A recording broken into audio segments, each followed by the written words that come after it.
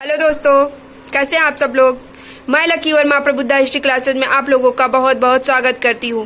दोस्तों, आप हमारे चैनल की नई अपडेट्स पाने के लिए हमारे चैनल को लाइक करें, सब्सक्राइब करें और ज़्यादा से ज़्यादा लोगों को शेयर करें ताकि और लोगों को भी इसका लाभ मिल सके।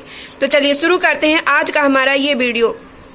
हमारा पहला क्वेश्चन है, वह शासक कौन था जिसने राज सिंहासन पर बैठने के लिए अपने बड़े भाई सुसीम की हत्या की थी। तो हमारा आंसर होगा अशोक।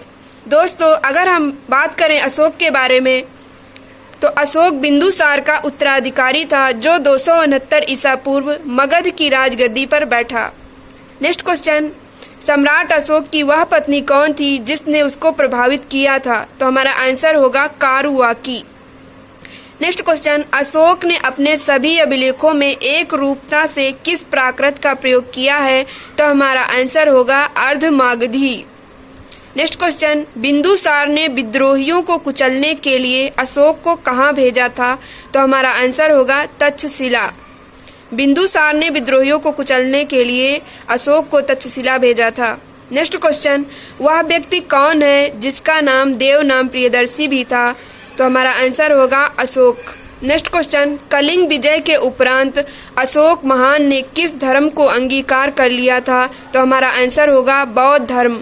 नेक्स्ट क्वेश्चन, सांची किस कला व मूर्ति कला का निरूपण करता है। तो हमारा आंसर होगा बौद्ध। नेक्स्ट क्वेश्चन, अशोक का उत्तराधिकारी कौन था। तो हमारा आंसर होगा कुणाल। अशोक का उत्तराधिकारी कुणाल था। नेक्स्ट क्वेश्चन, किसने सहिष्णुता, उदारता तथा करुणा के त्रिविध आधार पर राजवंश की स्थापना की। तो हमारा आंसर होगा अशोक। नेक्स्ट क्वेश्चन, अशोक के शिलालेखों में प्रयुक्त भाषा है। तो हमारा आंसर होगा प्राकृत। अशोक के शिलालेखों की भाषा प्राकृत है। नेक्स्ट क्वेश्चन, कौन सा क्षेत्र अशोक के साम्राज्य में सम्मिलित नहीं था। तो हमारा आंसर होगा श्रीलंका। श्रीलंका अशोक के साम्राज्य में सम्मिलित नहीं था। नेक्स्ट क्वेश्चन, बराबर की गुफाओं का उपयोग किसने आश्रय गृह के रूप में किया। तो हमारा आंसर होगा आजीविकों ने। नेक्स्ट क्वेश्चन, केवल वह स्तंभ जिसमें अशोक ने स्वयं को मगध का सम्राट बताया है। तो हमारा आंसर होगा भाब्रू स्तंभ। भाब्रू स्तंभ में अशोक ने स्वयं को मगध का सम्राट बताया है। नेक्स्ट क्वेश्चन, उत्तरांचल में अशोक का एक शिलालेख स्थित है। तो हमारा आंसर होगा कालसी में। उत्तरांचल में अशोक का शिलालेख कालसी में है। नेक्स्ट क्वेश्चन, सांची का स्तूप किसने बनवाया। तो हमारा आंसर होगा अशोक ने। नेक्स्ट क्वेश्चन, अशोक के शिलालेखों को पढ़ने वाला प्रथम अंग्रेज कौन था। तो हमारा आंसर होगा James Prinsep. Next question, Kalinga युद्ध की विजय तथा क्षत्रियों का वर्णन अशोक के किस शिलालेख में है। तो हमारा आंसर होगा शिलालेख 13वें शिलालेख में कलिंग युद्ध का वर्णन है। नेक्स्ट क्वेश्चन, कौन सा राजा प्रायः जनता के संपर्क में रहता था। तो हमारा आंसर होगा अशोक। नेक्स्ट क्वेश्चन, अशोक ने 261 ईसा पूर्व कलिंग को जीतने के बाद क्या किया। तो हमारा आंसर होगा भारी रक्तपात देखकर युद्ध की नीति को सदा के लिए त्याग दिया था। नेक्स्ट क्वेश्चन, अशोक के जो शिलालेख संगम राज्य के बारे में हमें बताते हैं उनमें शामिल है दूसरा और 13वां शिलालेख। नेक्स्ट क्वेश्चन, किस राज्य देश में अशोक के व्यक्तिगत नाम अशोक का उल्लेख मिलता है। तो हमारा आंसर होगा मास्की।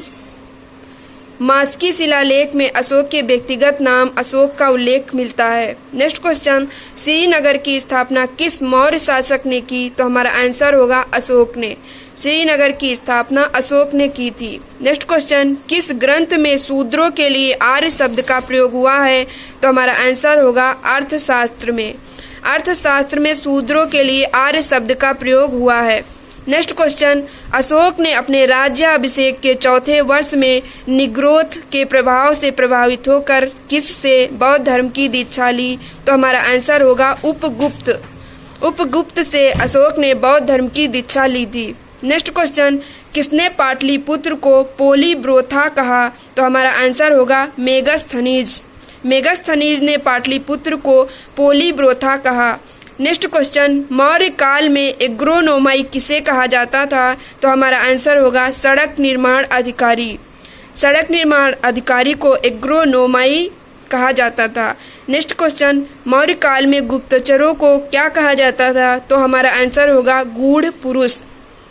मौर्य काल में गुप्तचरों को गूढ़ पुरुष कहा जाता था।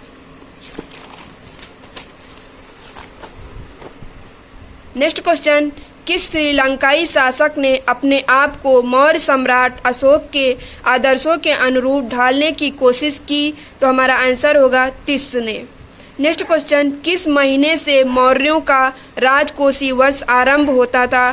तो हमारा आंसर होगा आषाढ़ जुलाई महीने से। नेक्स्ट क्वेश्चन, किन किन दक्षिण भारतीय जातियों का उल्लेख अशोक के शिलालेख में किया गया है? तो हमारा आंसर होगा चोल, पांड्य, साती पुत्र, केरल पुत्र। नेक्स्ट क्वेश्चन, अशोक के बारे में जानने के लिए सबसे महत्वपूर्ण स्रोत है? तो हमारा आंसर होगा शिलालेख। अशोक के बारे में जानने के लिए सबसे महत्वपूर्ण स्रोत है शिलालेख। दोस्तों, अगर हम बात करें मास्की व गुर्जरा अभिलेख में, तो इसमें अशोक का नाम अशोक मिलता है। पुराणों में अशोक को अशोकवर्धन कहा गया है। अशोक ने अपने अभिषेक के 8वें वर्ष लगभग 261 ईसा पूर्व कलिंग पर आक्रमण किया और कलिंग की राजधानी तोसली पर अधिकार कर लिया। नेक्स्ट क्वेश्चन, अशोक के काल में कौन सी लिपि दक्षिण भारत में प्रवर्तित हुई थी? तो हमारा आंसर होगा ब्राह्मी लिपि।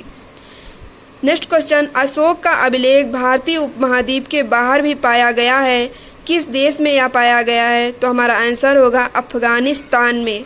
नेक्स्ट क्वेश्चन, अत्यंत पालिश किए गए एकास्म अशोक स्तंभ जिस पांडु रंजित बालुकास्म के एकल टुकड़ों में तक्षित किए गए, उसे साधारणतः कहाँ की खदानों से निकाला गया?